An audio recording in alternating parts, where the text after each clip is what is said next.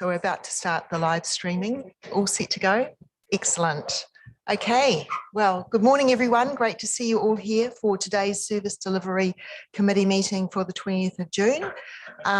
So do we have any apologies? No, that's great. And what about disclosure of members' interests? Mike, yeah. Oh, could you use your microphone, please, Mike? Thank you. Myself, item 10, the pathway scheme plan. I'll step out of that. Okay, thank you. Cool. And then could we confirm the order of the meeting? Yes, thank you, Phil. And a seconder, Marcus. Thank you. All in favour, please say aye. Aye. Against, carried. And now confirmation of the open minutes for the 16th of May. Now, these were pre-circulated, so I'm presuming if there were any issues of correctness that they would have been sent through. So I'm just looking for a mover and a seconder to adopt those. Thanks. So I've got Roger and Andrew. All in favour, please say aye. Against, carried. Thank you. And so our first substantive item, which is the adoption of the Waste Management and Minimisation Plan 2023 to 2029. Welcome, Brian and Sally. Take it away. Thanks. Good morning, everybody. Thanks again for having us here today. So here we're going to go through some of the consultation feedback that we did back in March and April. Seems like forever ago. And also then we'll be looking at the finalised version of our Waste Minimisation and Management Plan, which will hopefully can go through today and see if there's any changes that would like to be made. And then hopefully we'll get that adopted for the start of the next financial year. I'm just going to keep my eyes slightly on the side in case any of our submitters who wish to be heard come, but I don't think anybody's here yet. So if they come, I will pause and pass over to them. But otherwise, I'm quickly going to take you through the consultation feedback. We did I think a really good job getting our consultation out there into the community. We tried to be quite creative. We had our big green skip bin that Councillor Coles talked about last time. We had some voting tubes in there so people could just do an easy, simple vote on a question that was directly in the Waste Minimisation and Management Plan. We allowed people to just write a note and whack it on there with a magnet. We obviously had your lovely morning tea, focusing on food waste. And the other one's just fallen out of my head. But and we also had the bespoke website, which gathered nearly 360 submissions, but within that, there was over 600 verbatim comments, which I think was like really powerful. And that was the kind of where the best information kind of lies. Yeah, so all up, all that feedback, anything that we got came into the consultation report, which you would have seen in your appendix. I'm briefly just going to go through and highlight the kind of highlights. So the first one on topic 1, which is reducing organic waste,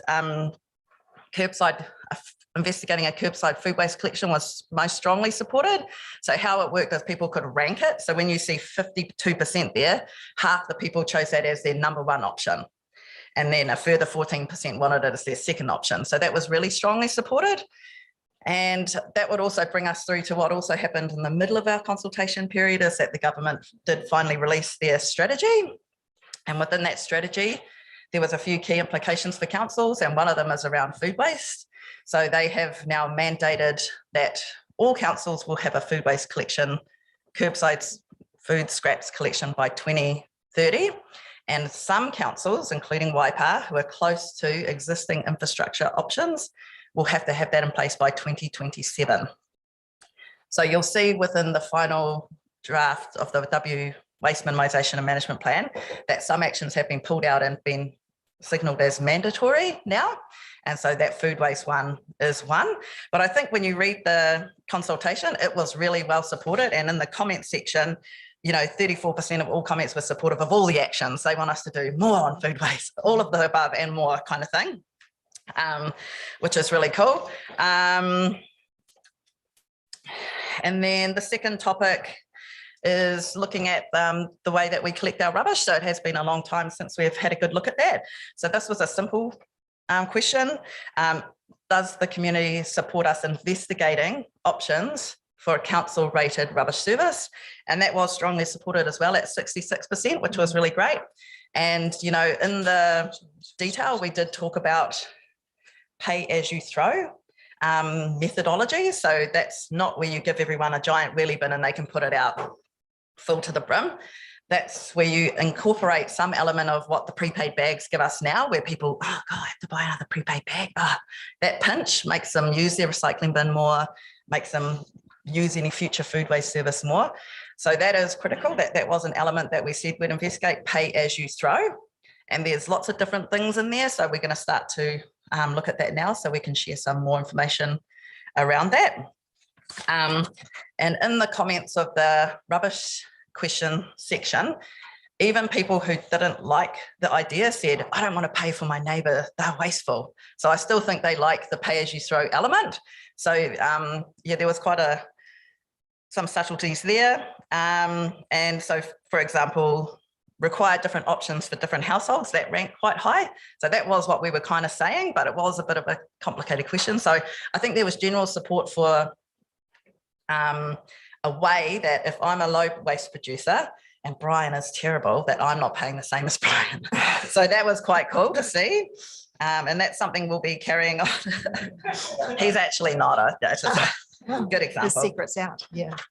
And then we moved on to our recycling contamination issues. And that one is another one where the mandatory action from the government's waste strategy has pulled our first selection. So 46% of our community wanted us to standardise recycling if that happened, and that has now happened. So again, that's another new mandatory action that we will have to have in place by February next year, but we are already almost aligned. So it's a very subtle alignment that we'll have to do. So already working on that. And I think,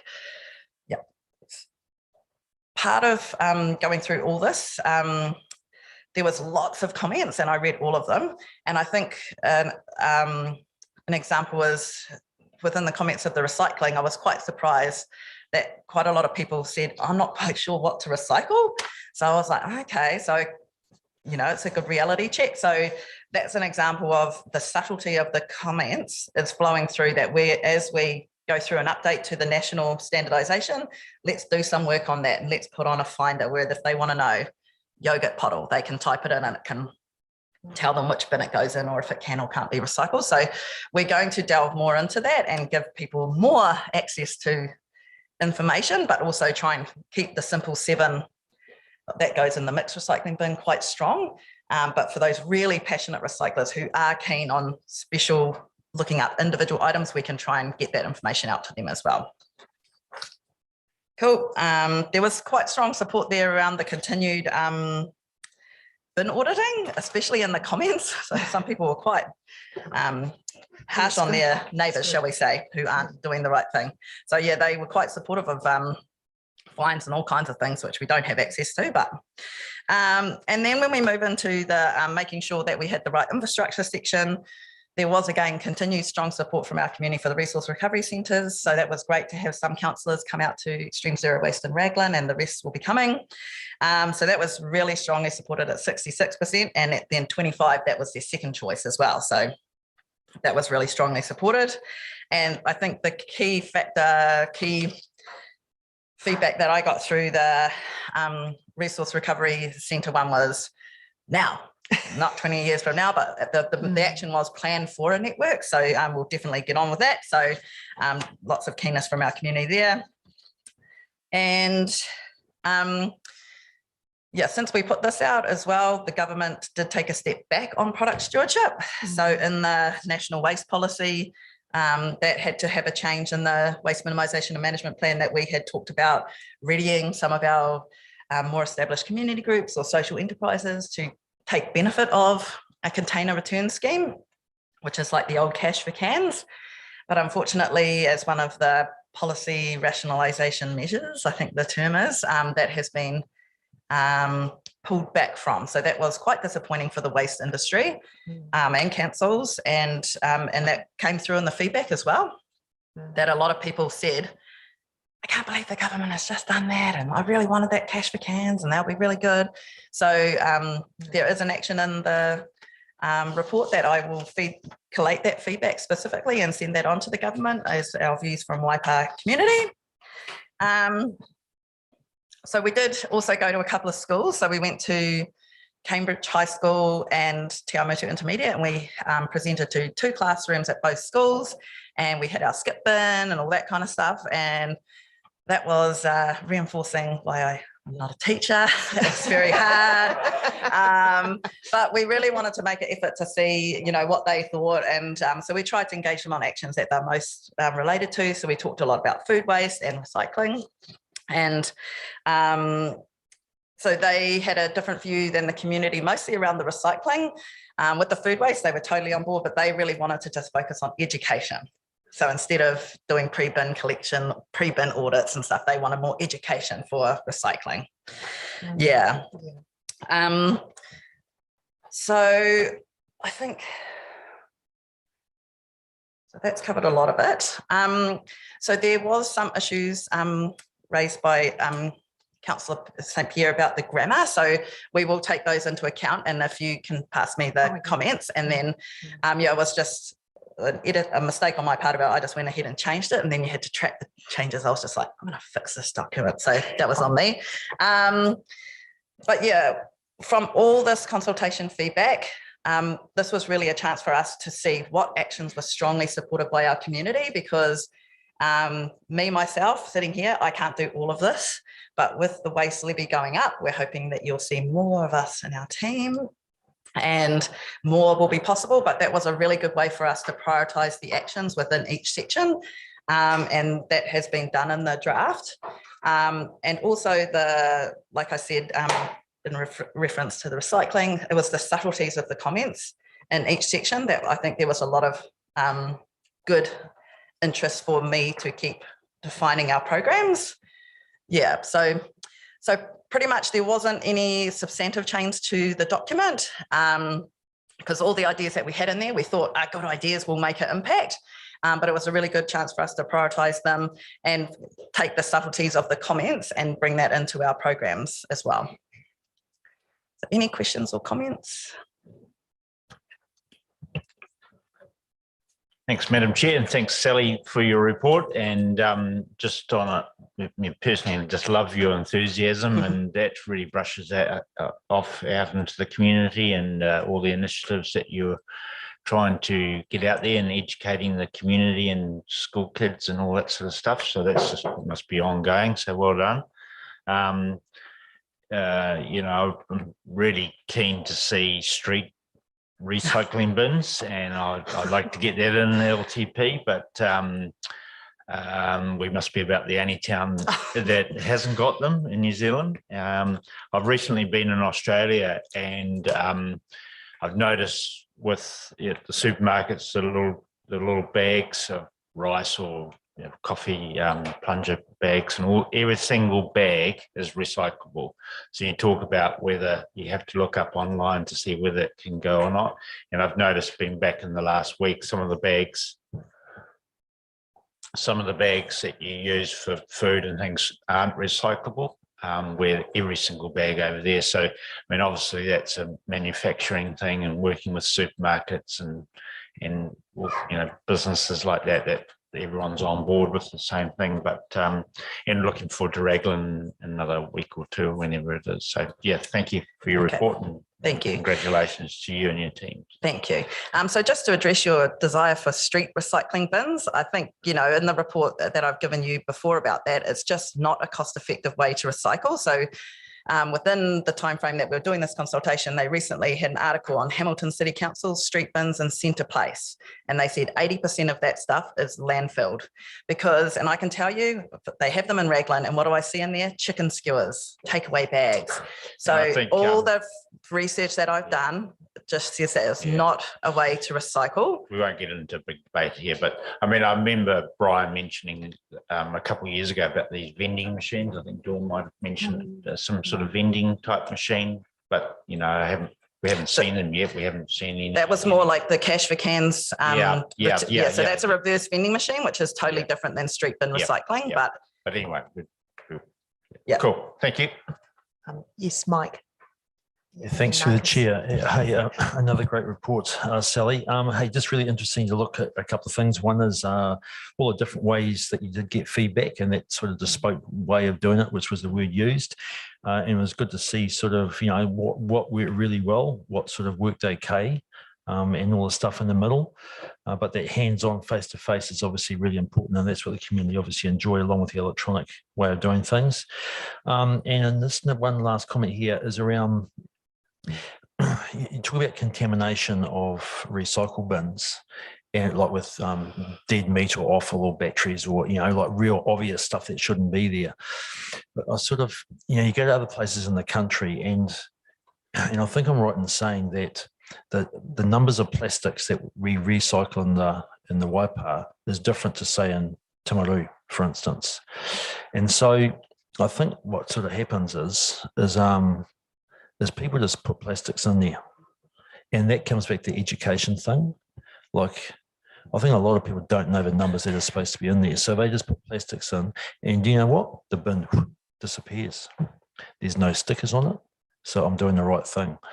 But clearly, somewhere out here in this recycle thing at the back here, wherever it is, it all must get sorted, and that's just this big pile of plastic that shouldn't be there. But there's no real consequence of having the wrong plastics. It's just the real obvious stuff. So I don't know the fix around that apart from education, but just like your thoughts on that, why it gets taken away and there's no consequence. So the standardisation of recycling happening nationally by the next year, that's going to solve that. So they will be recycling the same in Wellington, Waipa and Waipu.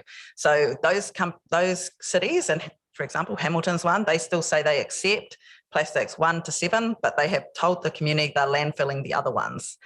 So having it the same, it's going to be very clear. So if we have holiday makers coming in, we have new people coming from Auckland, moving to Waipa, they'll know exactly what they can and can't recycle.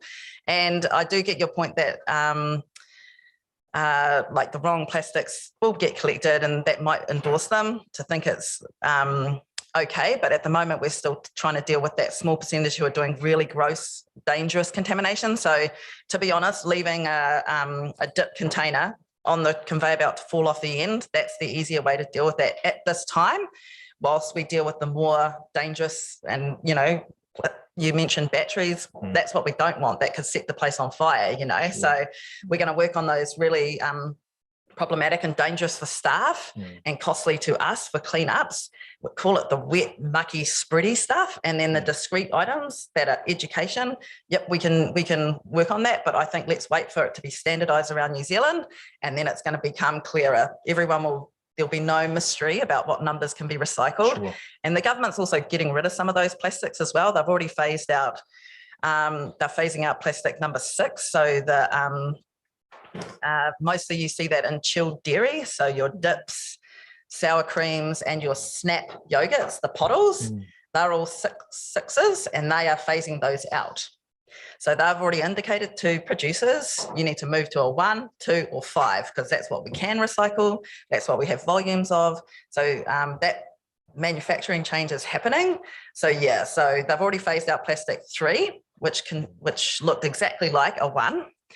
And that created contamination in the 1. So they've phased that out. So there's no 3s anymore. I've never even been able to find a 3. It was 0.4% of our plastics in New Zealand, and curbside was a 3. So the government has phased those out. So there's good work happening there to make it simpler, so that most plastics you buy at the supermarket can be recycled. Yeah, so we don't have to continually have this complex system. So I think some big steps of standardizing it around New Zealand, and then removing some of those products that are a very small percentage but can't be recycled, will be helpful.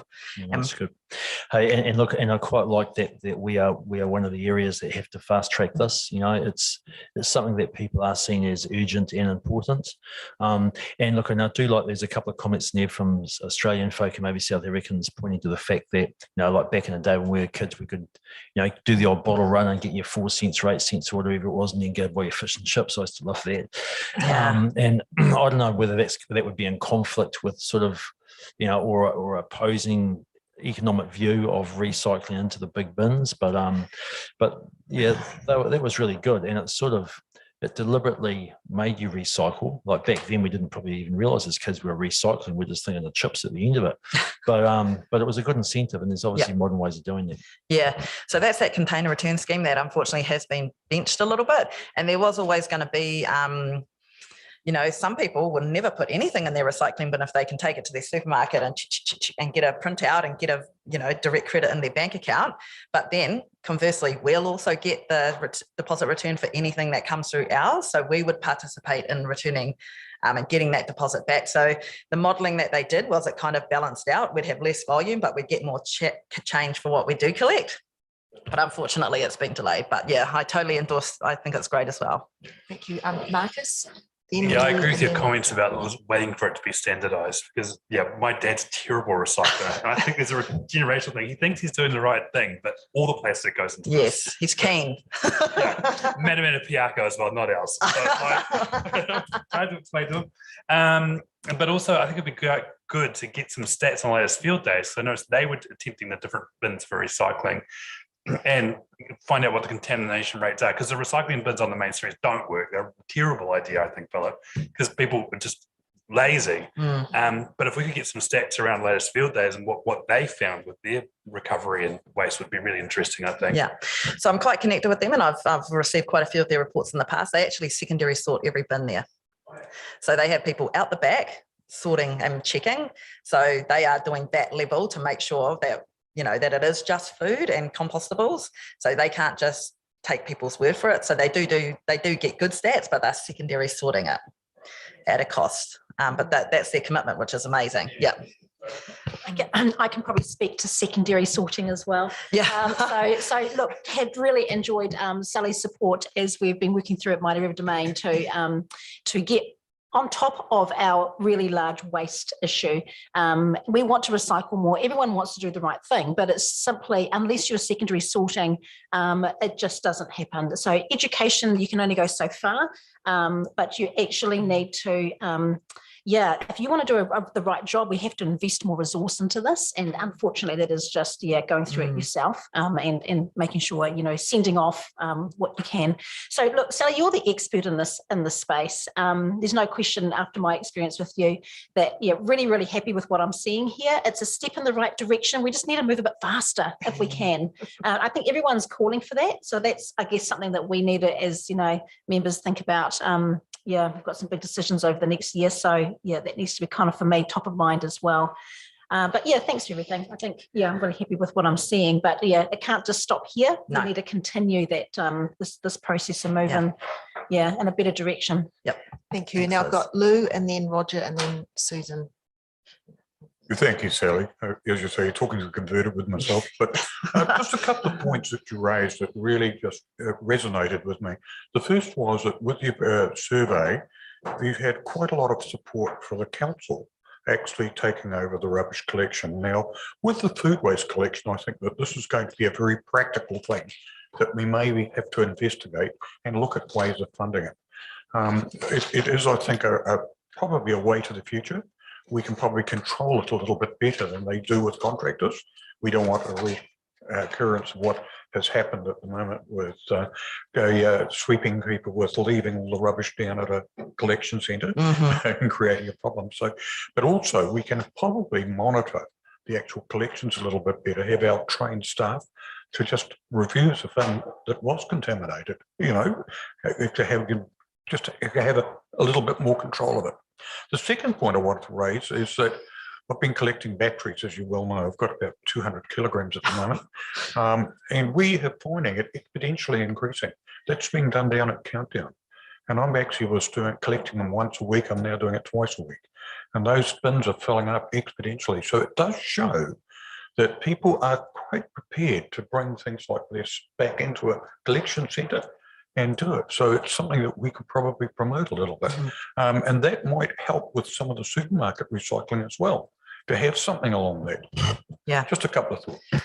Yeah, I think your battery recycling scheme is super well supported, but it is free because you paid for by the I know. So because the community board is supporting it. So that's why we need to kind of wait for product stewardship a little bit more, because why the battery manufacturer is not paying for that?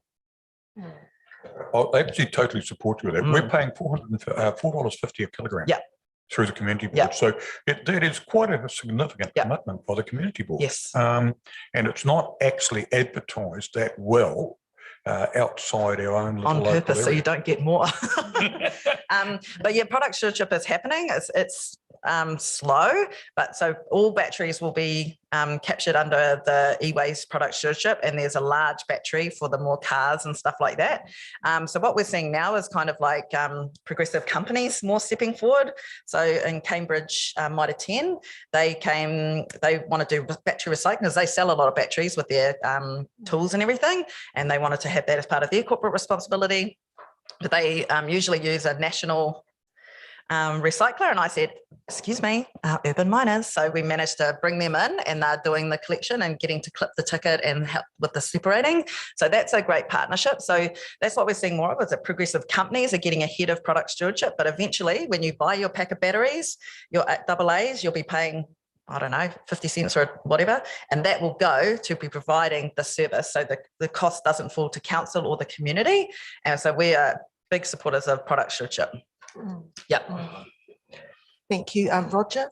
Right, thank you. Through you, Madam Chair.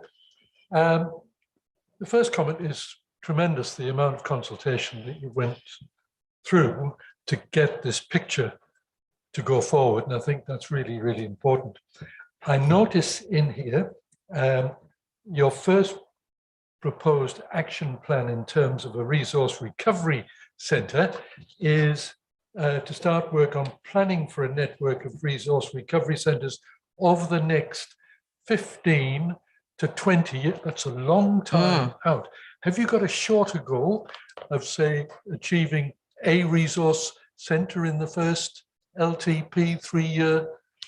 Yeah, so well, we have the one that's already sitting in the long-term plan that we've been working away on, and mostly working with Brian to find a piece of land. So that one is there. So this action was more about, okay, so we have one, but what about the other township? Has Brian found a piece of land? Brian. It's complicated. Have you found a piece of land? We think so, yes. Yeah, in the end of Meadowsedge Drive. Do you want some help from us? No, you own the land. Yeah, just some things to work through with geotech and stuff, and then with the pound and other stakeholders. But that is our, we want to get one, and then we can refine from there. But this was more to like go, okay, so for our whole district and looking at growth over the next 20 years, what services can we provide? Are they going to be physical or just pop-ups, or so it's just more like having that plan that runs along a longer term, because provision of land for industrial waste management is not usually high on the agenda. So we need to get that stuff secured. Yep. Yeah. Hints on which side of the district it's on, Brian? You just missed it. He just said Meadowsedge Drive. Cambridge. Yeah, you're lucky ones. Okay. Okay. Okay. Thanks. Susan and then Andrew. I hope they'll be the last. Look, I won't labour the issue long and hard. I just want to reiterate everybody's comments in terms of congratulating you on your work, Sally. I mean, it's always top class. This is my space, right? Has been since get go, and yeah, like really exciting to see that there's been such a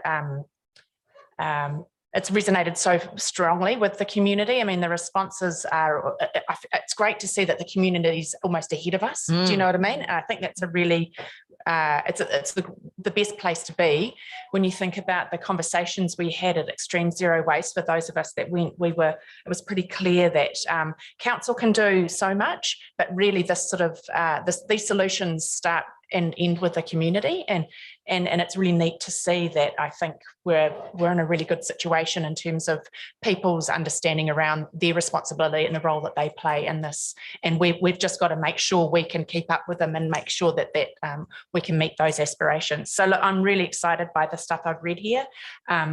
I like, there's a particular comment there when somebody says, let's be the change we all want to see. So I think that's pretty cool. It's all a bit deep, but I think it's 100% where it's at. So look, I'm really heartened by these responses, and I love your work, and I'm really excited that we've had that conversation around that rubbish true rubbish Mhm. space, because I think that's a piece that has to sit in that whole equation, if you like. So yeah, you can't do things in isolation. I guess my hope is that we will accelerate this whole project in terms of the resource recovery commitments we've made in our previous LTP. I think this is our community saying to us this is really important, and I think we hope we bear that in mind when we go to our LTP deliberations in due course. So look, really excited. And in terms of the suggestions around looking at conversing with our neighbours and doing sort of sub-regional kind of solutions, I'm loosely in discussions with some of our neighbours around whether there are any synergies that we have with them and how we can help some of the less resourced areas to find solutions for them as well. So look, there's a lot of stuff in that space, but yeah, look, awesome stuff. 2 thumbs up. Awesome. Great. Thanks, Sally. Thanks. And then Andrew, and I'm hoping that's the last comment. Thanks, Yeah, Claire. sweet. Yeah, so just following on from Susan and extreme zero waste, the 2 things that resonated with me from that visit were Steve's insistence that to be really effective, it has to start in the community. Being driven by council is better than doing nothing, but it's actually nowhere near as effective as with getting the community involved in it. The other thing was that the trust that contracts to council in Raglan is an employer of choice for the local people. And that I think is huge as well. And it you know, comes from their vision and goals and that sort of stuff that is incorporated into their waste journey, I suppose. Do you see us being able to follow that kind of a pathway? Definitely following in their footsteps and acknowledging their long journey. So they're 20 years old. So, but that's exactly what we want for our resource recovery centre. I'm not going to be sitting down there operating that. We want to involve a community group, and I don't mean in a volunteer capacity. I mean like that as a social enterprise or a trust. People who are paid professionals, they have the skills, because when you're working in waste or resource recovery, it is can be dangerous. There's got to be a lot of health and safety. So they have to play both sides. That's why I think a social enterprise is brilliant. But, you know, using resource recovery as a vehicle to increase jobs, 100%. All the stats say that anytime you source, separate and get involved in your waste, you're making way more jobs than throwing it in a landfill or burning it. That's all the stats say that. And then using the skills and developing the skills for our young people in the industry, you know, so, you know, how they talked about all the licensing that they get the guys and the health and safety and all that kind of stuff. So I think the Resource Recovery Centre definitely can become a hub for that. And, you know, so that's where choosing the right community group at that stage will be critical, and making sure that they have the same kaupapa that we do, and, you know, and that they align. Yeah. Very quick follow on. Clearly there's a segment of our community that's very interested in this area. As another segment, whether it's smaller or larger, I wouldn't say that is not. And that comes through in the compliance in our bins, obviously. And what Steve was, the message I was receiving was that when the engaged community really gets into it, they spread that enthusiasm out. It becomes unacceptable to not comply, and that's what we're really looking for. That is the gold class, but I think Raglan is a bit unique because it is extremely small. And I will say, somebody behind me this morning didn't bring their reusable cup, and they still got a coffee. So, you know, they're not perfect out there. And I do know from just living there as well, I see other people putting out loads of rubbish. They have, that's in every community, but out there they are doing a great job because they've got total control of all the services, which is not really replicable in other places. But yeah, so definitely we want to keep shining our lights, and those people who are really passionate, giving them, you know, more opportunities to do more and stuff like that. So, but yeah, I think Raglan is we're following in their lead. We'll be learning from them, and they're obviously so willing to help, which is amazing. Excellent, thank you. Oh, well, that's been a fantastic discussion. Now, I just want to check in with you, Sally. Did any of the submitters turn up? No. Okay, no, that's cool. Great. Okay, so yeah, I don't want to labour the point about praising you and saying fantastic work and outcome, but I'd like to. Yeah, but if you feel that you've said everything you want to say, we'll move to the resolutions. Yeah, Yes, thank perfect. you. So I've got those on page 18. Oh, okay, so Susan's happy to move them and Phil would like to second them. I was going to go through them carefully, but you're all happy with those. And there's no changes, are there? They're fine. Yeah, excellent. Great. So that's a wonderful place for us to be. So all in favour, please say aye. Against, carried. Thank you. Just keep up the great work. We'd love to see you back. Yeah. Yeah, thank you. Okay, so now we're moving to the Water Services Activity Report, and that's on page 163 of our agenda. And we welcome Martin to the hot seat. Thank you, Martin. Great to see you here today. And yeah. Well, that's a tough act to follow.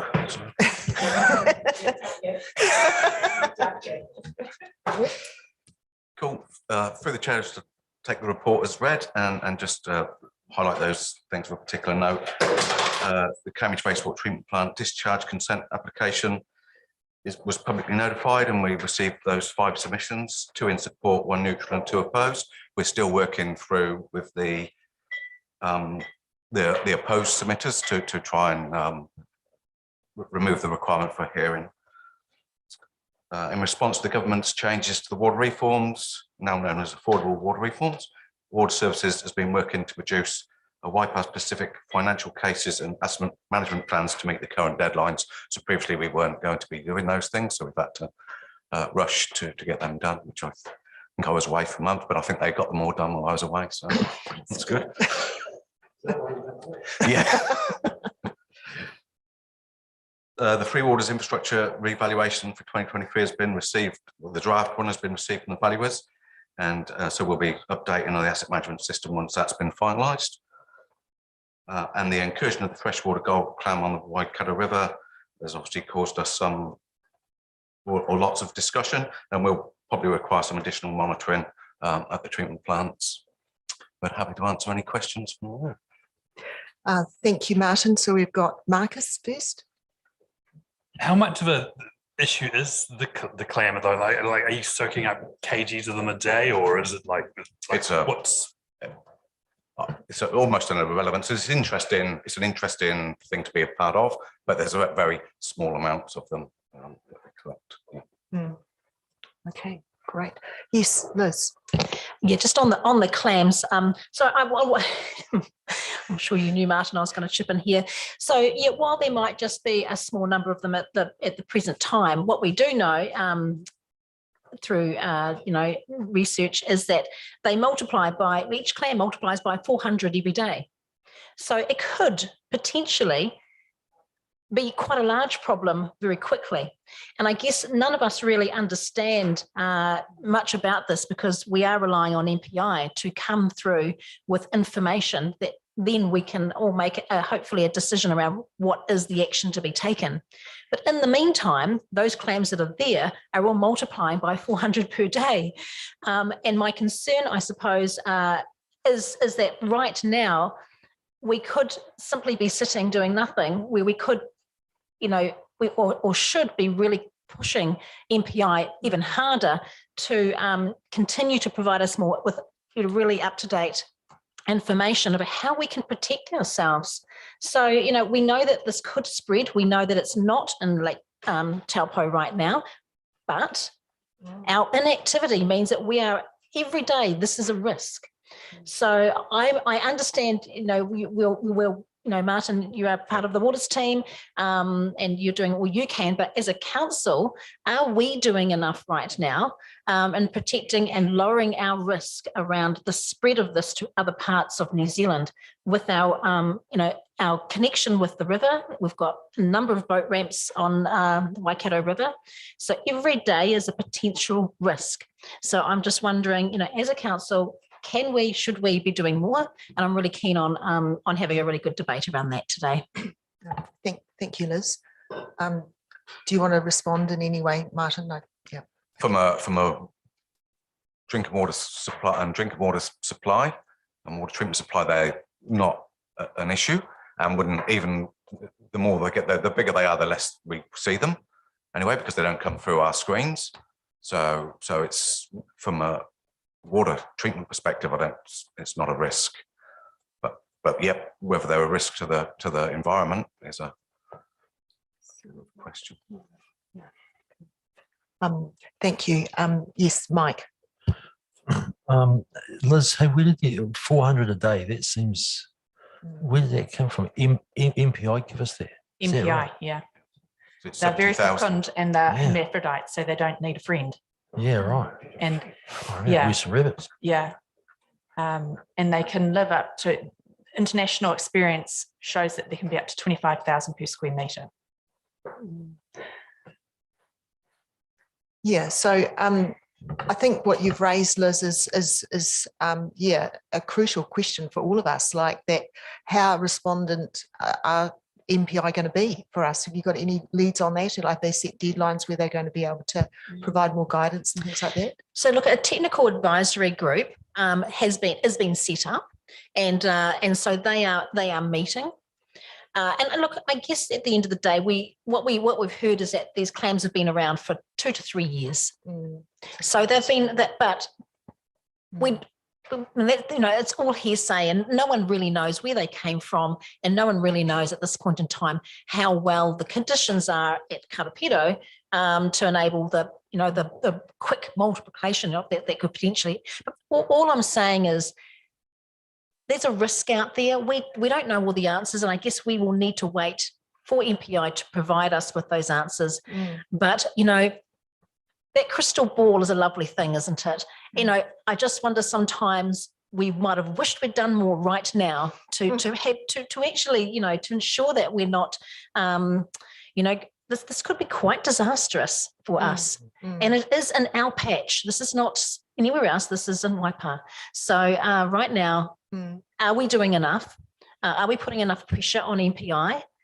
We weren't part of, the initial kind of communications, but I'm just really concerned that this just could get away on us very quickly, and perhaps we just need to prioritize this right now. Yeah, thanks, Liz. Yes, Roger. Yeah, and just going further on to what Liz has said, without having the MPI report as to how we can manage the spread, or how we can diminish the impact within our waters, other than putting pressure on MPI to actually put more resources and to get some output quicker so that we can be more effective, what else can we do? Other than maybe put signage on the various boat jetties to make sure that as somebody takes the boat out the water, that there is some form of washing or check of that vehicle. I mean, I suppose, that's about the only thing we can do, isn't it? To put that signage up.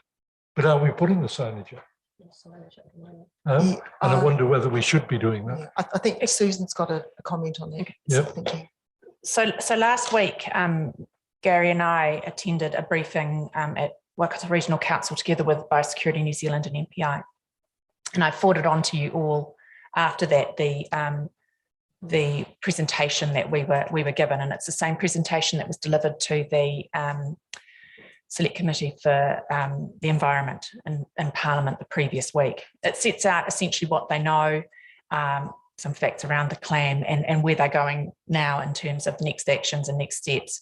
They're basically in a surveillance mode at the moment. They're trying to understand how extensive this incursion is.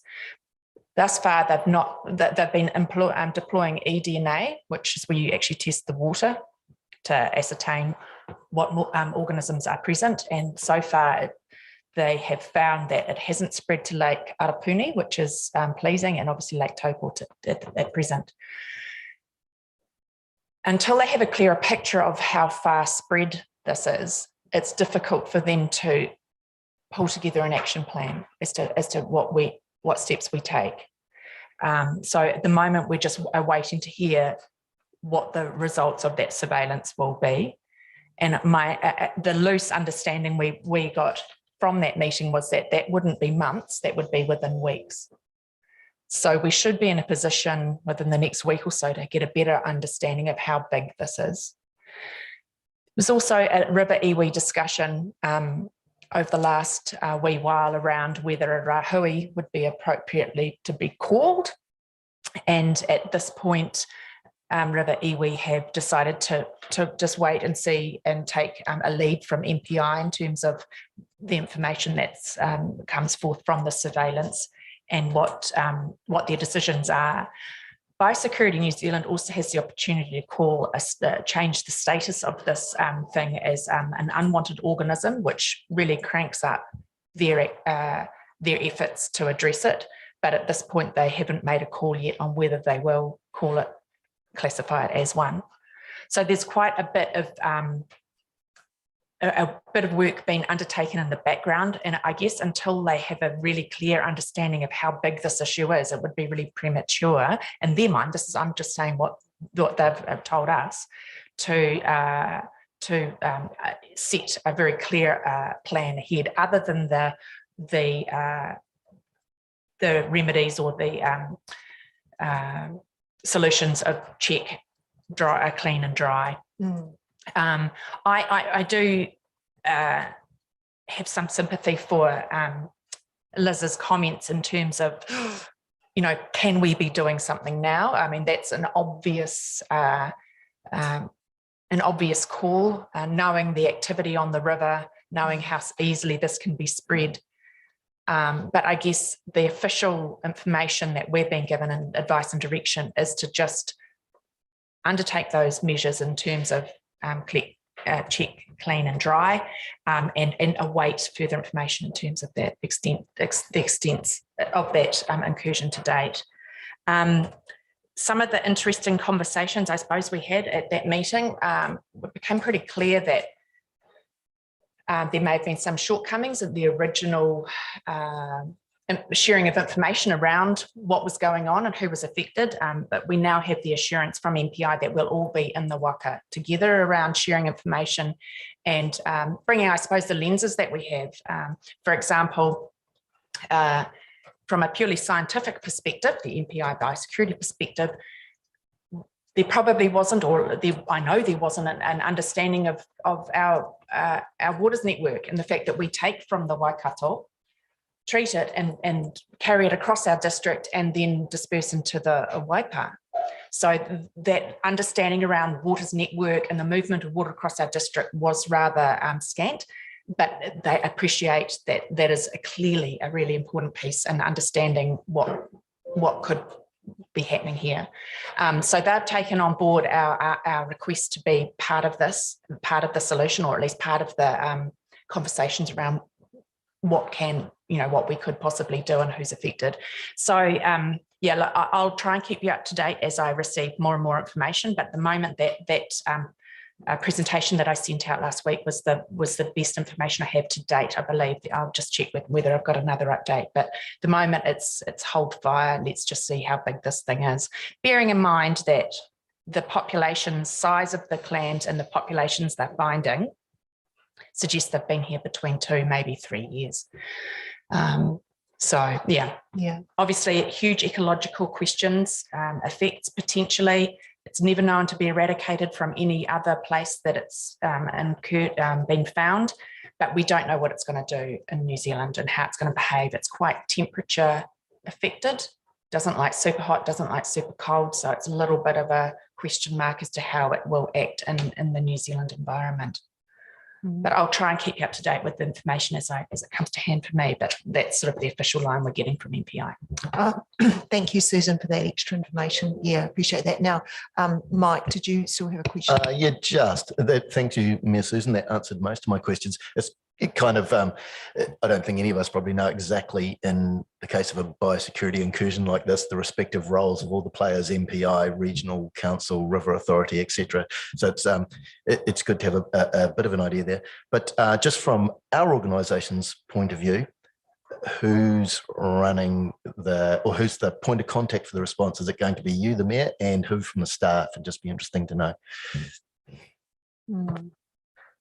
It's an excellent question. Look, it would be fair to say without labouring the frustration perhaps that we all territorial authorities affected felt at the beginning, and dare I say it, some River iwi as well. There was a little bit of a lack of understanding at what point there needed to be access into our organisation and communication, but I think it's pretty clear. I had a few words with Minister O'Connor over the field days, stressing the need to contact directly within an organisation at the mayor or chief executive level is appropriate. In terms of engagement, I suppose, regards the team, I imagine Dawn would probably be the person that on a day-to-day sense would have engagement with them and updates. But I mean, I get the occasional updates, but then there'd be no more detailed perhaps than what you're getting, Dawn. So yeah, look, I think it's a bit of an iterative process. We've not been here before, so I'm trying. Yeah, we're learning as we go. So I think they've learned not to access the organisation at a lower level, if you like, for want of a better word. So hopefully, it's going to sit at a point where we can bring all the threads in together and take the steps we need to, if and or when those occasions arise. Okay. Thank you. Great conversation about this, and I'm sure it won't be the last. Yeah, we desperately do need timely updates and be able to respond as quickly as possible. Claire, I'd just like to clarify one point. The water we transfer from the Waikato to the Waipa River is treated water that we transmit across the district, and our treatment processes would remove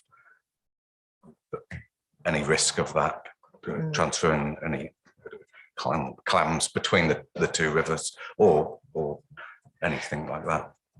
Yeah, it was more a case of illustrating that a purely scientific biosecurity New Zealand response didn't potentially have the lens of understanding of waters network. Yeah, that was just for clarity of the risk of that. Yeah, absolutely. So I think the point was that we need more people and more brains, more understanding across everybody who's affected and impacted by this, rather than just that pure scientific response. Now, Mike, you've got another. I actually have a water services question for Martin. if the clam thing is finished, but just the objections to the Cambridge wastewater treatment plant consent. Yeah. Can you just give me a sense? Are they major objections or just sort of one-off people who are unhappy? We're not talking major problems here. No, not major. They're very, very minor, and hopefully we'll be able to talk and discuss those objections with those parties and remove their objections. Yeah. Thanks. Excellent. Thank you. So, Lou. Just a separate question altogether. Just noted in your water production, okay, I noticed that Cambridge had quite a significant reduction in the month of February this year. And I looked at all the others, and they sort of came through consistently. Was that just due to demand, or was it due to a shutdown or anything with the plant? It's just quite a significant reduction in the middle there. You can have a look at the graph. Yep. Yeah, probably due, it's due to demand. So just demand. It was quite interesting because both here, as I say, you looked at December and January quite high, and then March quite high, and just 1 month. Yeah. I just wondered whether it was a production issue or just a demand issue. Yeah. Well, all the rest didn't it didn't reflect it. I'm just looking at. There's generally a dip in February. If you look from the trends, there's generally a dip in February anyway, and that was just there were some a more noticeable. Just interest. Thank you.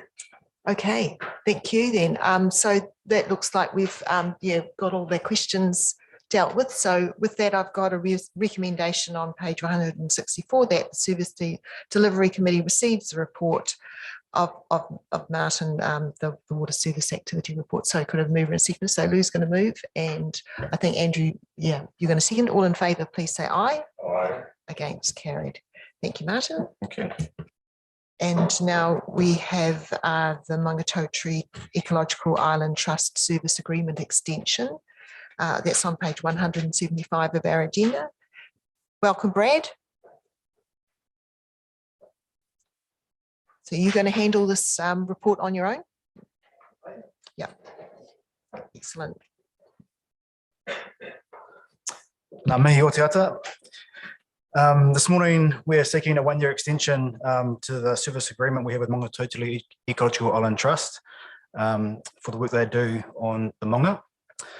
We're seeking this extension to align the contract with our long-term plan processes. And we've talked with the CEO, Andrew Pickham, about it, and he's very keen to do that as well. So I will take the report as read, but I'm happy to answer any questions. Thank you, Brad. Yeah. Yes, Mike. Not a question, this is a comment. I was at Monga Tautari Ecological Island Trust on Saturday. They had a thing in their new education centre where research students were presenting their work, PhD students and master's level students from around the country. And it was really first rate. There were probably 12 or so presenters. And I just wanted to report back to Waipa the sort of enormous leverage that Waipa District Council is getting from that. These were universities from across the country, Otago, Victoria, Nelson Marlborough Institute of Technology, because all the students put up their sort of, you know, their thanks at the end. Waipa's referenced time and time again. And so it just really brings it home to me. As most of you know, I was a trustee of that years and years ago, and that was kind of the dream. It is sort of coming to fruition. That education centre being used by school kids on one hand, these university researchers on the other, and the tremendous leverage that Waipa is getting out of the Monga is amazing. Okay, for our $305,000. We're getting so much leverage on that, both you know, the volunteer hours that go in, the co-funding that goes in, and all this university work. I'd suggest it's a sensational spend of $305,000. Times are reasonably tough up on the Monga financially. They get caught up in the economic cycle. It sort of gets magnified for them. So just a shout out, and having been there, having observed that we're getting great leverage, and you know, the project really only exists because of the ongoing support of Waipa. It's sort of one of those family of founders. Without it, they'd be in serious trouble. So that's just my perspective from being up there. So yeah, fully support this. Okay, and if happy to move. Okay. Happy to move. That's wonderful. Thanks, Mike, for those comments as well. Any other discussion? Okay.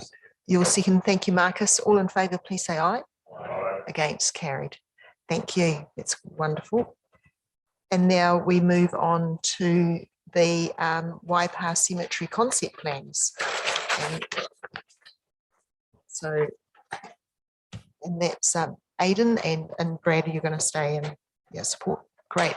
Hand it over to you guys on this big piece of work. Yeah, it's been a lot of work. Yeah, great to see it here in its final form. Thank you. Over yes, to you. Thank you. Kia ora koutou. So we should also have Anna Makaray joining virtually. Not at the moment. But yeah, she shouldn't be too far away. But so as Chairperson said, this is a big piece of work coming to its conclusion. So we went out for a second round of community feedback. There's been some tweaks made to the plans, but the plans have been thoroughly gone through in previous meetings. So we don't need to labour that. So happy to just ask if there's any questions and seek any comments. Thank you. Any questions? Yes, Mike. Thank you through the chair. And I may have missed this. On page 3 of the 9 or page 200 of the report, Kihiki Cemetery, just the reduction in internal car parks. Just what was it? I may have missed the rationale may have been in there, but from 30 down to 10. Is that because of we just don't need 30 car parks, or the cost to maintain a car park, or? My recollection, sorry, and when Anna joins us, she should be able to talk us through it a little bit more. But my recollection is that there was 2 considerations there. One being the layout of the site making the car parking in there slightly problematic, particularly I think from a SIPTED kind of perspective, and the other being a thoughts that there could be greater utilisation of the road reserve for parking. So working with the transportation team to improve the layout of the berm and provide for parking on the street. Right. So there's enough sort of short term for a funeral type parking to, yeah, right. Go. Thank you. Any other questions? Bruce? No, I think it's fantastic. On page 297, you've got the work programs and high priority, and I'll pick on one of my Pātarangi cemetery with the speed signs. I think that's I think it's down the bottom, third party, and it's got the last line for tangies and funerals. I think that's high priority on that, but congratulations on all those work programs. At least we can look at those and think, oh, well, that's fantastic. I know it's going to take time, but I think it's pretty good. Now I see that Anna's joined us online. Welcome, Anna, to our meeting. Just want to check that you can hear us and that we can hear you, and whether or not you've got any comments. Kia ora koutou, apologies for being late. You're obviously running an efficient meeting. I'm not sure, it sounds like discussion's already started. I was just going to highlight, or take the report as read and then highlight just those key parts of the report. But I think discussion's already underway. I'm just happy to answer any questions. Thank you. So any other questions? That's good. I did have one about the Purongia Cemetery feedback, because a number of people, I'm sort of looking at about 281 of our agenda. There's a number of submissions there about Purongia, where the neighbouring properties felt that they hadn't really had that personal approach. Yeah, and there were some privacy issues and things like that, because just the angle of things and that. But by the sound of it, those have all been resolved. Just wanted to check with you on that. It sounded like those people had been visited and you'd worked through things with them so that their fears were allayed. Just to check on that. Yes, correct. So Matt Johnston and myself actually went out and met with them on site, those emitters, and talked through their concerns and talked through how likely the planting will be implemented. So some of the concerns were raised, as you said, about balancing that need for privacy, because some of their outlook and their living area directly adjoins the cemetery, and they're concerned about the cemetery kind of coming closer towards that boundary.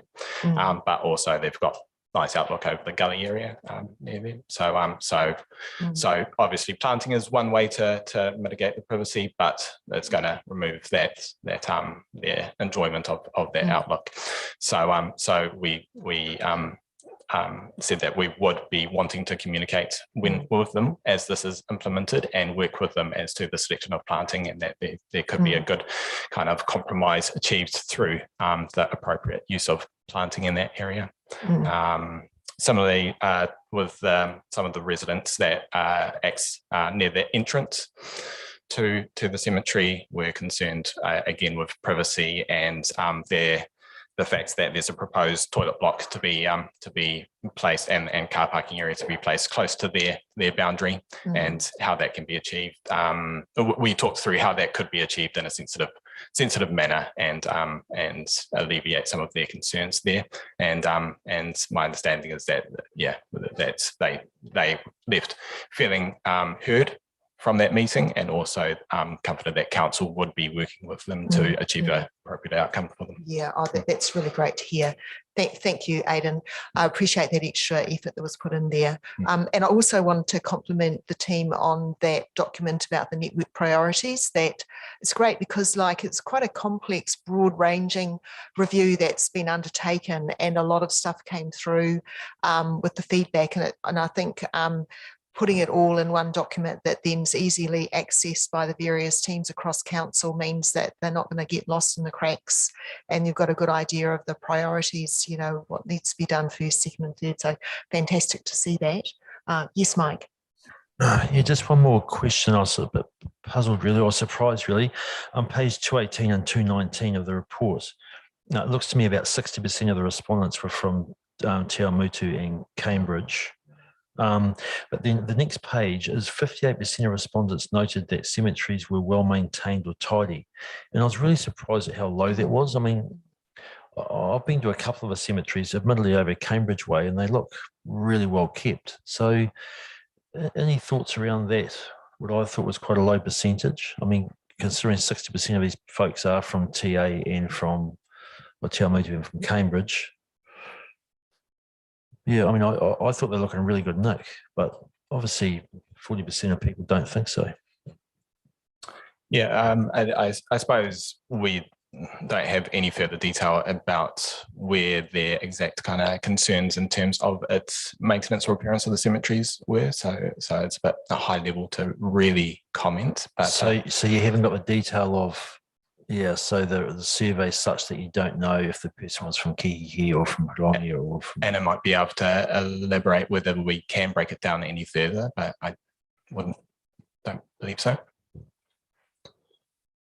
Through the chair, we can see where people are from if they have identified that in their survey, but we don't have the detail about the specifics of what aspect of the maintenance are they particularly concerned about. I imagine for Hautapu, that picket fence that's that we've identified needs to be replaced, that everyone's pretty keen to see replaced.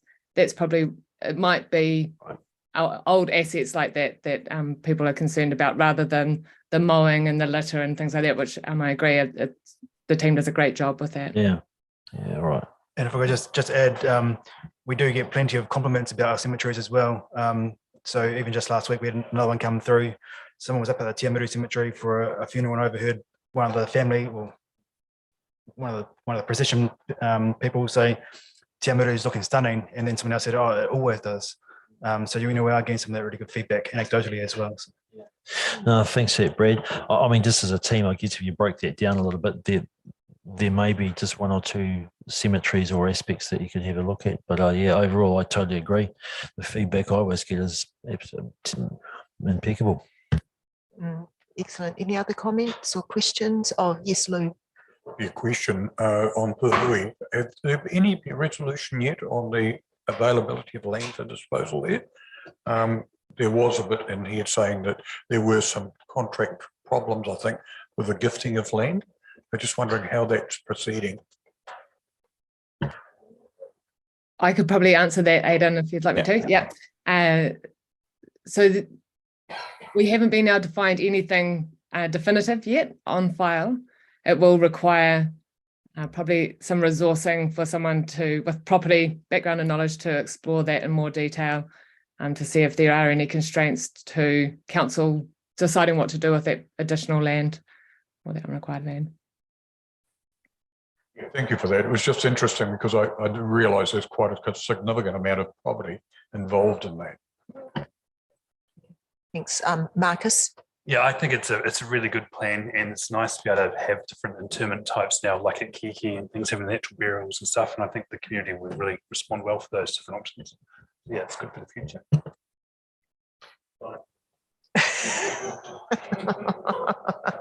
You're so dedicated. Yeah. Okay. So no more questions. So I'm really looking for a mover and a seconder then for this report. Thank you. Marcus is going to move and Lou's going to second. All in favour, please say aye. Aye. Okay, it's carried. Thank you. Cool. Now we are running a bit ahead of time, but should we have a morning tea break now? If that's all right. Yeah. And and come back at past. So that's a 20-minute break. Thank you.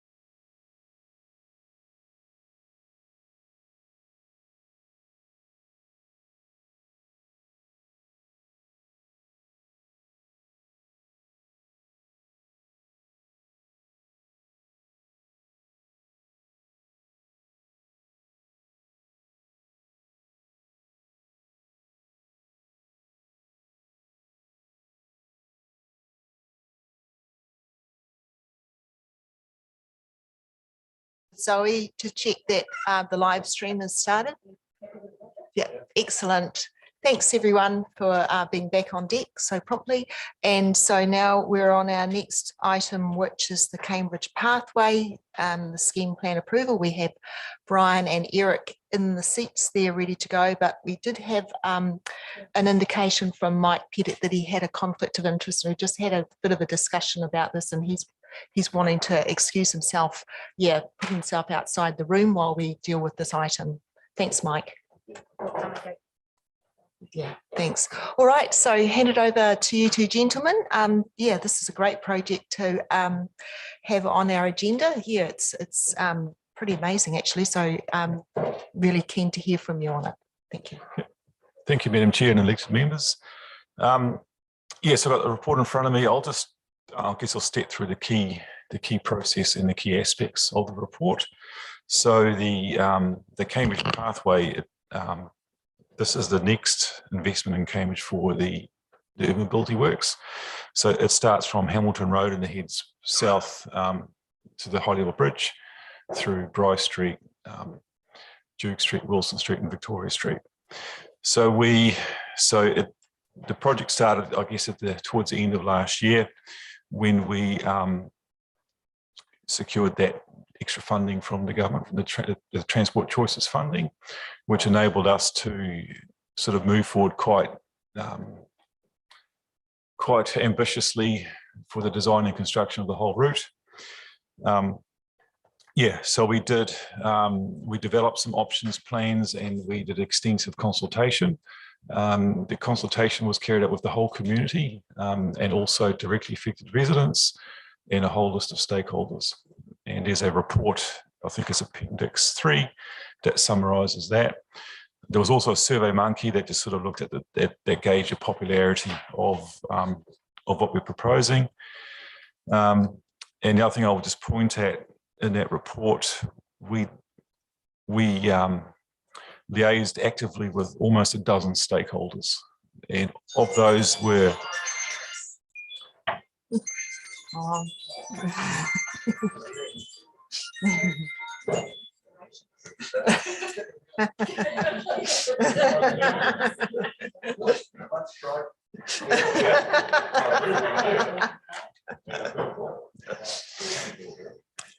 So in particular, there were three representatives of various disability groups. So Interlock Trust, Waiaru Barton, and Grey Power, and I think it was Enabling Good Lives Waikato. And we got a really good feedback on their needs.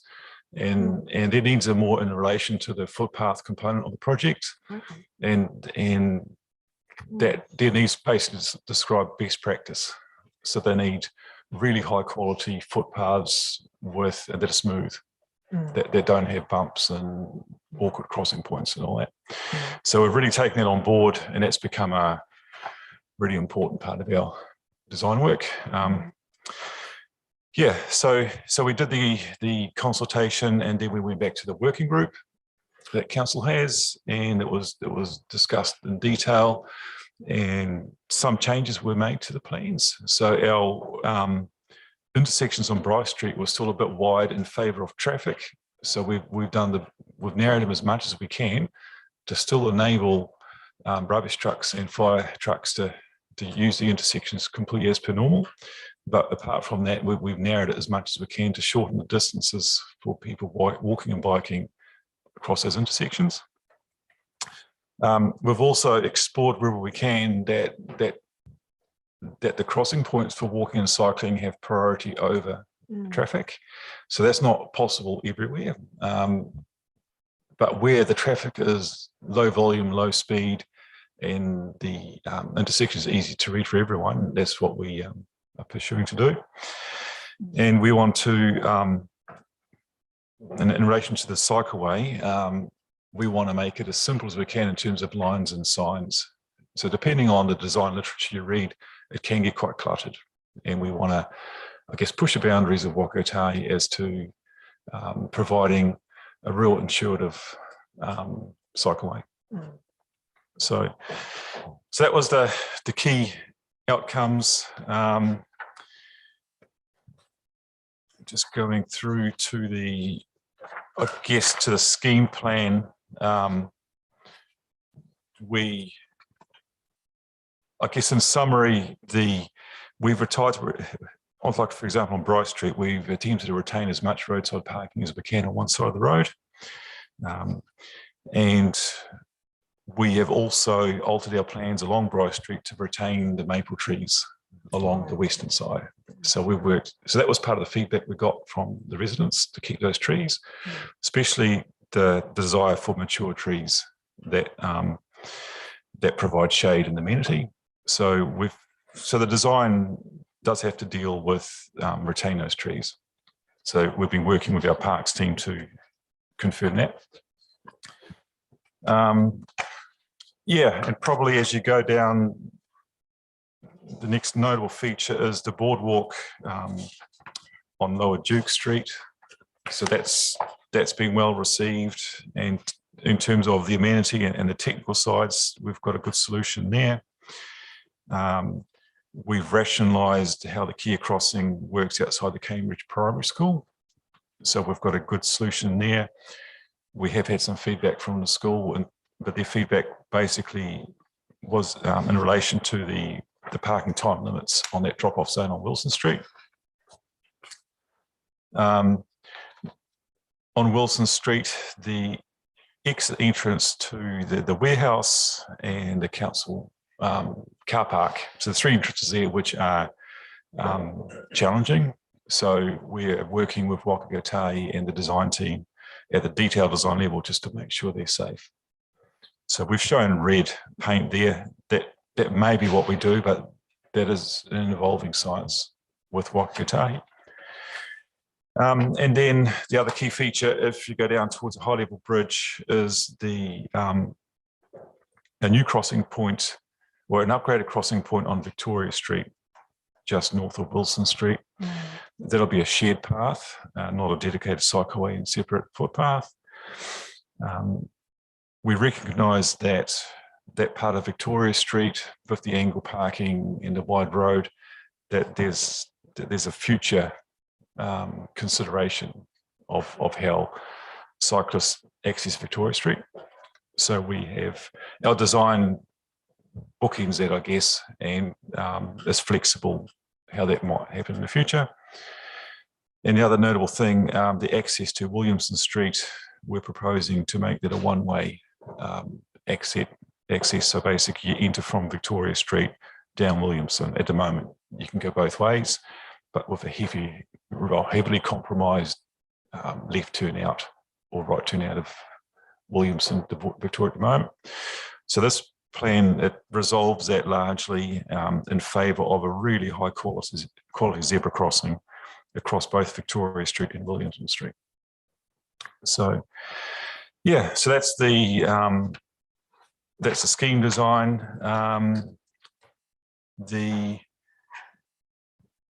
We have had feedback from Ecological just a couple of weeks ago after the agenda closed for this report, and largely favourable. So all the high level proposals they've agreed to, and there's just some detailed discussions about how to deal with the busy driveways. So that would be the main thing. So yeah.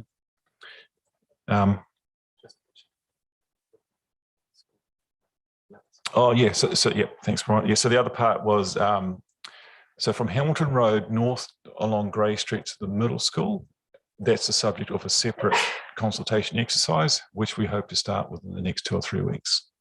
Excellent. So we're just, in terms of design resources and stuff and dealing with the school, we just haven't had that ready. But okay, thank you, Eric. So I've got a question from Roger. Yes, exciting, isn't it, that it's got to this point. Having been a part of the working group, I'm aware of the level of consultation, and actually being part of that consultation when we talked to a number of the interested parties along the route, and how you've managed to incorporate their concerns. And I think that this final design is tremendous. But what excites me more than anything else is that when we went into the LTP, you know, we were looking at achieving this over the next 10 years. And the fact that we've got this funding has enabled us to bring it forward. So we'll see this level being achieved and perhaps even finished by the start of the next LTP. And we're very aware, of course, that there is, you know, the wish to see something happening on the Leamington side.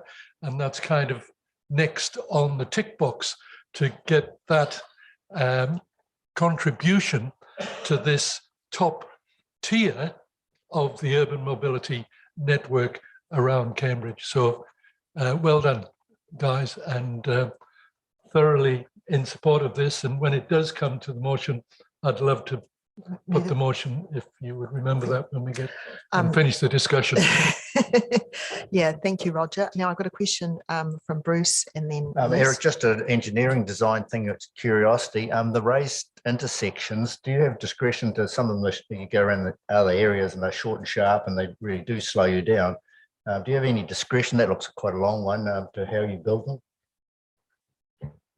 Thanks, Bruce, through the chair. So basically the entire intersection is raised, I think about 80 to 100 millimeters, and the intent is to slow traffic down by vertical deflection.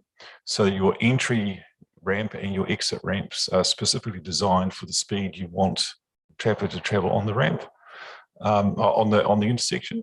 So in this case, we want the traffic to go really no quicker than 30k an hour.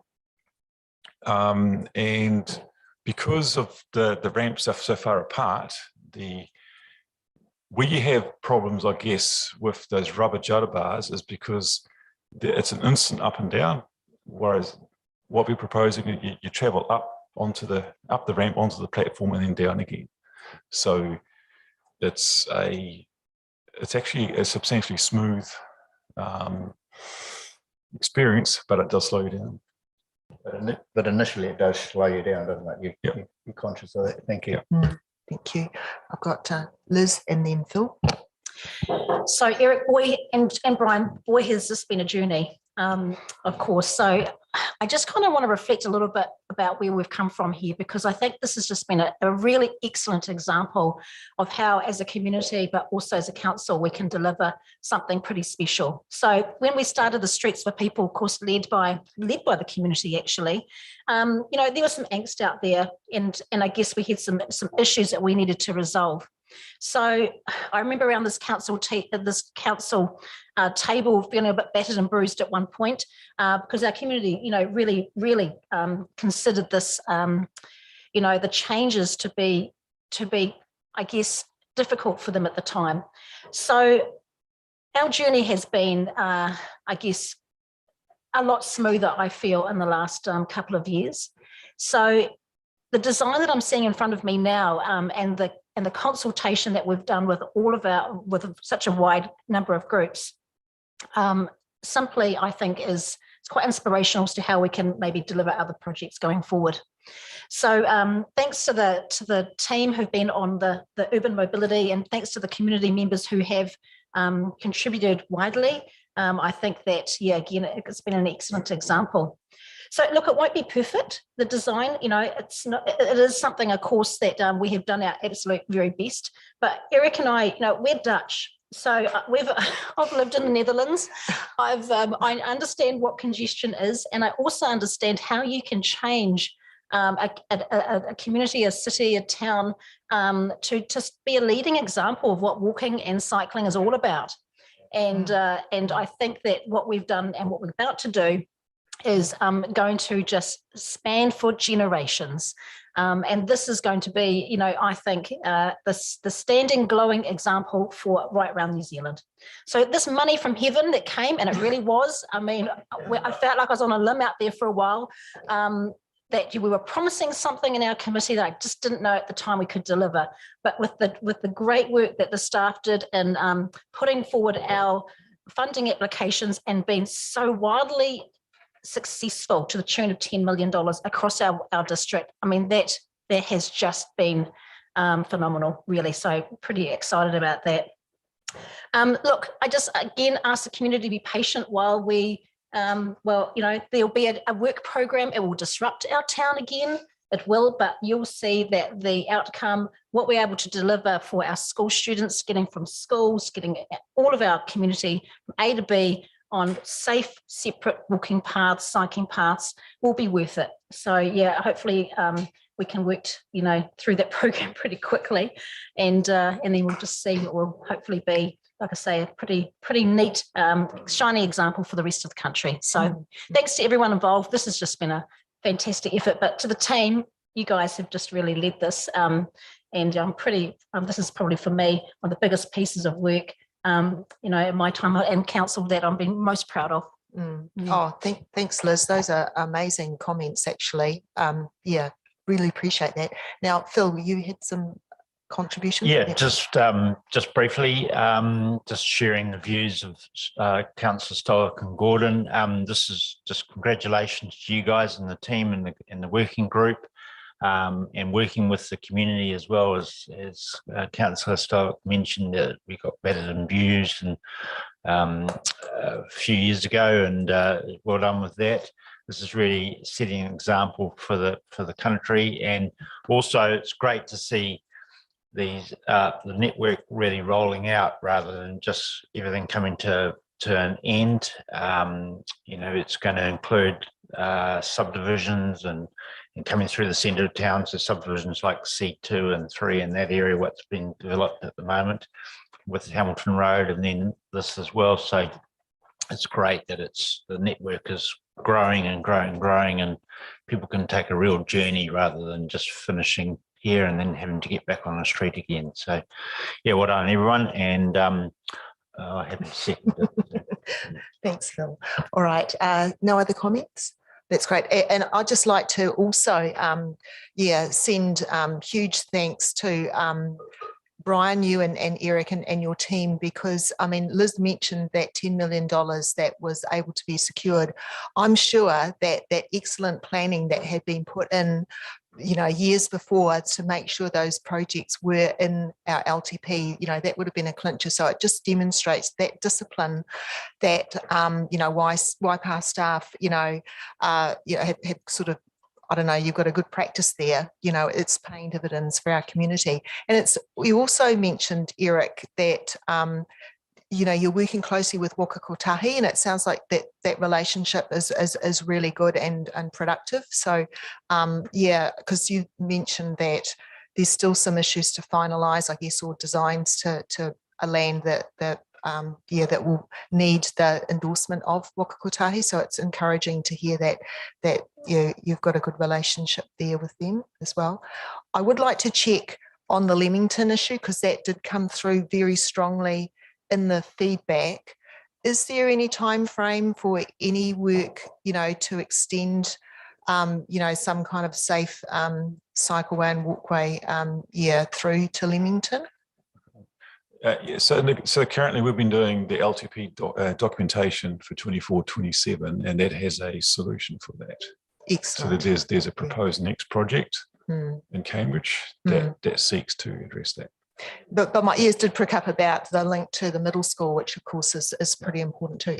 Yes, Liz. Yeah, and look, I think that the success of that urban mobility, committee. Do I call it? No, we call it just a working group.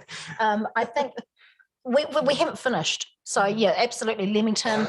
There's talks of high school. Well, look, there's all sorts of requests, of course, that will continue to come through to the So yeah, I think this working group will continue to feed into where the priorities should go. Yeah. Okay.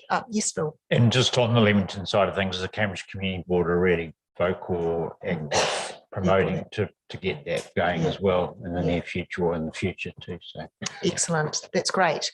Okay, so with that, all that wonderful positive comment. So I've got a mover, Roger, and a seconder, Phil, for our resolutions, which I'm sure you've got in front of you. So with that, all in favour, please say aye.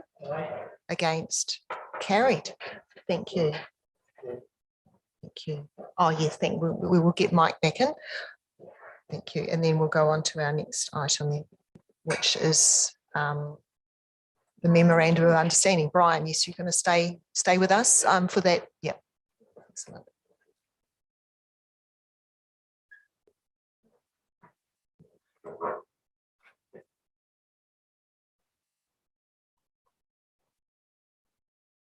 You wandered off, you had to wait so long, no doubt.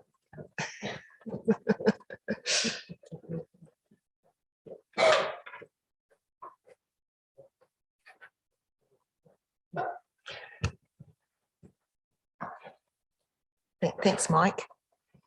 Okay, so we're on page 345 of our agenda. This is this memorandum of understanding for HPMV permits. Yeah, so yeah, Brian, you're going to speak to this for us. Thank you. Thank you, Madam Chair. So high productivity motor vehicles are those large trucks that can carry more than 50 tonnes, or way more than 50 tonnes. So at the current time, if a trucking company wants to use those larger vehicles on our network, they approach council staff or Becca staff who do our bridge overweight permits and seek a permit. But it does mean at the current time that they're often seeking a permit from Waka Kotahi for state highway use, and then they have to come to the council for another permit for local authority use. So it doesn't make sense to be doubling up permits and sort of bureaucracy, as it were. So we have the ability under the Act to have an understanding with Waka Kotahi, whereby we give them a map saying these are the routes that we've approved high productivity motor vehicles on, and you can issue permits on those routes. And that just simplifies it for everybody and reduces costs for the trucking industry as well. So obviously within our district as a whole, trucks up to 50 tonnes can travel on our network without needing a permit. And then the only restrictions on our network are those handful of bridges that we have that have a weight restriction in place, which are signposted. So these are those special trucks which are heavier than that 50 tonne. Yeah, but if anybody has any questions, happy to take them.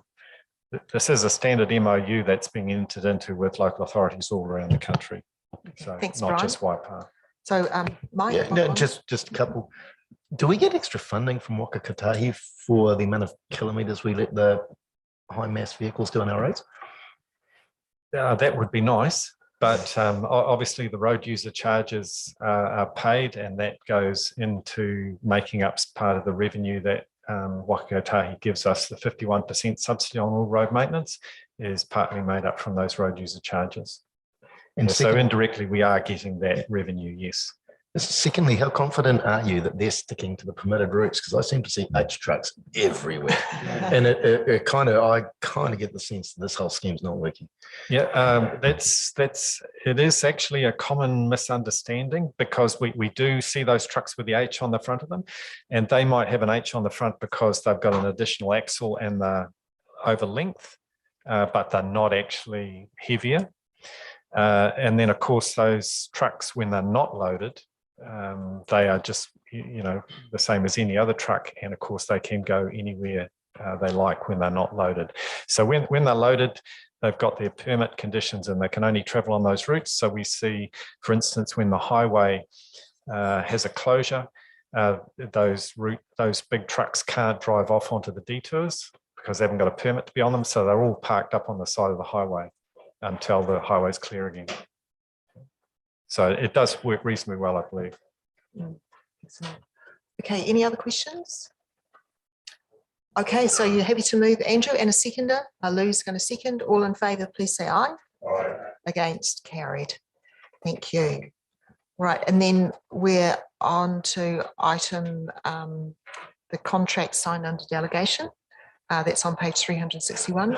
Dawn, are you going to speak to that one? Kia ora. Thank you. Through you, Madam Chair. With respect to the toilet renewal contract, just to give you a little bit more information on that one's for the reconstruction or renewal of a toilet block in Walton Street here in Te Awamutu. And the other site is actually a new toilet being constructed in Leamington or near Leamington Cemetery on Wordsworth Street in Cambridge. So they are the two projects that make up that contract. And the Bath Street wastewater and stormwater works, that's work for an adjacent development in Bath Street in Cambridge. Thank you. Thank you. Thank you, Mike. May I just ask a question, and it's not to do with either of these two contracts, but a toilet renewal on Thornton Road where the toilet was burnt down. Have you got an update on that? Sorry, no, I don't. I have nothing further than the feedback that Brad was saying in terms of still working through it with insurance, but I've got nothing more than that. So, Okay. Okay, thanks. All right. So, who moved? Was it Mike moved, and Bruce is going to second.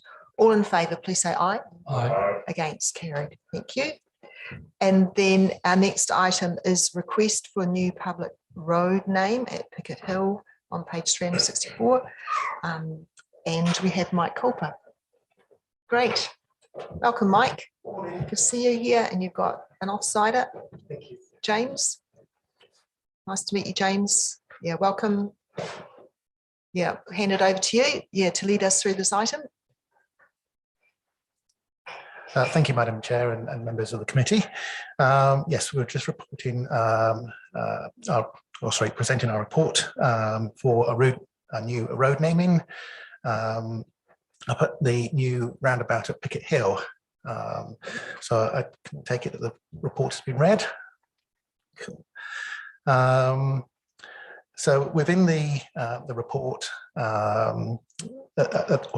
at the time of writing the report, we hadn't actually consulted with iwi. So iwi consultation has taken place and hasn't fully supported the Sequoia Drive. The original road naming for Te Aranui was to link the two Cambridge Road through to the other road. Turahu Road. Yeah. But at the moment, the link doesn't carry all the way through. So we'd actually end up with two disjointed parts of the road. So the recommendation is still to carry on with Sequoia Drive. Yeah, so happy to take any questions on that. So. Okay, thank you, Mike. Oh, yeah, Dawn would like to say something on this. Thank you, Madam Chair. Yeah, with respect to the mana whenua sort of feedback, I guess, is yesterday I attended the Ngā Iwi Tupu Waipa hui to discuss this matter, and they did raise concerns around this. You know, their expectation was that Te Aranui, being the grand pathway, would in fact be all the way through, so that longer connection right through. So whilst they recognise that they're not the decision maker in this process, they did raise some concerns. They also raised a concern, the fact that Sequoia Drive, you know, reflecting the redwoods that has been a feature on that entranceway into the town, you know, won't be there forever. And so they felt that maybe it was not an appropriate name for that reason. But they also said that whether a te reo translation of redwood might be something that could be considered. So there was no sort of definitive yes or no from the members, but as I say, certainly signalled some concerns with respect to what had been proposed to them. And just on the conversation that we had prior to the meeting, you said it would be up to this committee whether or not we were happy to make a decision today, or if perhaps we'd like to defer it for another month or something, because that would give time for some more conversations. Do you think that's a worthwhile consideration, or yeah, what do you think? Yeah. Thank you, Madam Chair. With respect to that, any possible delay does create some issues. And we've got Tony Coates here from our Principal Engineer Growth, who can speak to this matter with respect to the challenges if we don't come up with a road name and the implications for the adjacent development. Thanks, Dawn. Through the chair. Where we're sitting at is that we've got a consent that has been delayed for several months to coincide with this issue and the land acquisition. This project has got sunset clauses already up for the project, so to delay further, it's highly likely that those will foreclose. And since we have started that engagement process quite early in the piece, we feel that Sequoia is still a relevant consideration, and it doesn't withhold the opportunity in future, if that connection were to come through, for us to have another tackle at what the right naming convention would be. Obviously, can be quite contentious at the time, given what happens, but it really is subjective to when that connection comes through. And I'll note that T10 is a post-2035 growth cell, so you are looking at 10 years into the future, somewhat more than that. So given the urgency with those sunset clauses already up, it's still the sort of council staff recommendation from development engineering and myself to go with Sequoia. Oh, look, that's really helpful comments that you've given us there, Tony. So any discussion? Yeah. Thank you, Madam Chair. Just interesting note, having dealt with the council with Mr. Empson, and the Empson family are in favour of that. The other interesting fact I didn't realise in all my time here, that the naming of a similar name had to be within 25 k's or further away. And I thought, well, that's interesting. No one's ever told me that, but that's interesting. Okay. Yes, Lou. I actually live up in the area, so I've walked that area quite a lot just recently. I would think we've got to recognise, as Tony just indicated, that the stage 2 of that progress is going to take some time. We will probably see stage 1 being there for, I would say, 5 to 10 years at this current indication. So having it named separately as Sequoia Drive, I think, makes common sense. Otherwise, you've got the Te Aranui on one side and the Te Aranui on the other side, disconnected. And I really feel that they might never join completely in the middle. We don't know that. This is planned, but what happens in the future happens in the future. So I would support the current situation if it's possible. Okay. All right. So with that, no more comments. Are you willing to move the motion? I'm certainly willing to move it. Thank you, Lou. Thank you. And a seconder, Roger, you're going to second. Thank you. All in favour, please say aye. Aye. Against. Carried. Thank you very much. It's great. You're smiling. Okay, and now we have the resolution to exclude the public. Bruce and Andrew.